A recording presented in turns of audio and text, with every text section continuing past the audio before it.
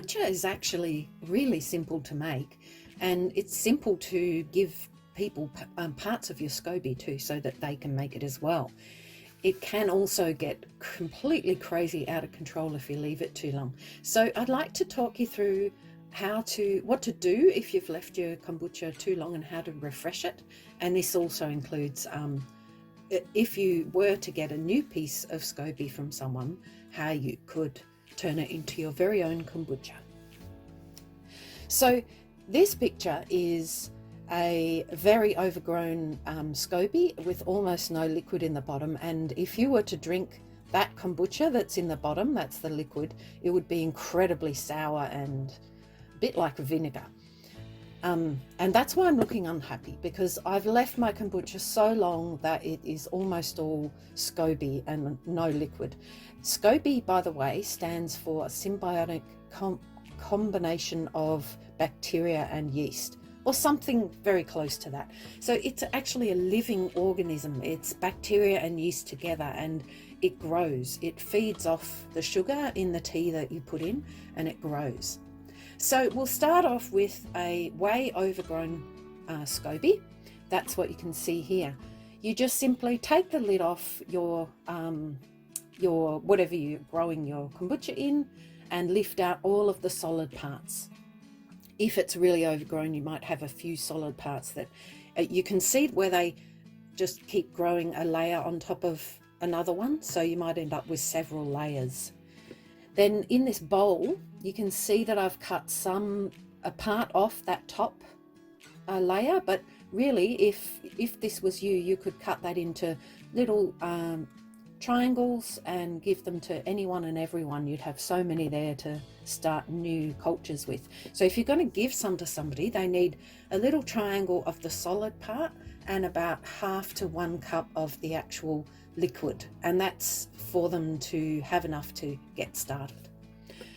If you're refreshing your own, you would just cut off a part and keep 1 cup of liquid.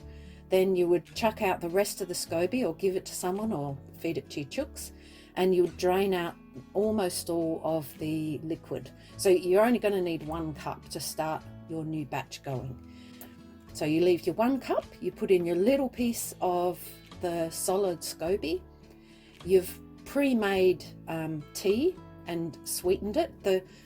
The amount of sugar I put in is 1/4 of a cup per litre, and I think I read that somewhere on Sarah Wilson's sugar-free life or something. It seems strange because it is sugar, but the reason for the 1/4 of a cup per litre is because that the SCOBY will be able to eat that much sugar, so that you get a pretty much sugar-free resulting kombucha at the end.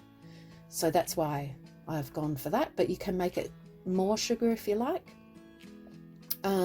So that tea has to be cool. You pour it into a jug. That's just simply to get it into the kombucha container easier. You pour it in, put the lid on, and then you can see in that last picture, that's me pointing to the little piece of solid SCOBY that's floating around.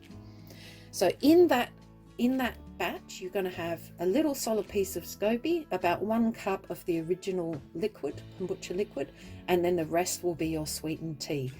And you leave that for about a week just to help it get really strong. It'll start feeding on the sugars, and you'll notice a film start to form at the top of the liquid, and that's the new SCOBY that's starting to develop itself.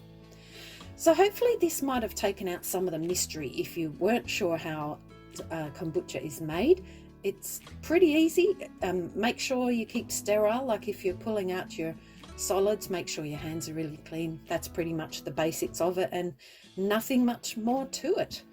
Oh, I should mention, this is the primary fermentation of the kombucha, but if you want to do a secondary one, you wait till that has become strong. That means it's building its new SCOBY on top. Then you can decant some of the kombucha into a sealable bottle, say just any sort of glass bottle with a top.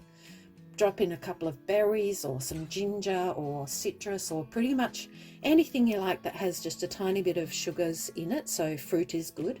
put the lid on, and the kombucha will start to digest the sugars in the fruit and will create a bit of a fizz. And that's how you get the secondary ferment of a fizzy kombucha. So have fun, everyone.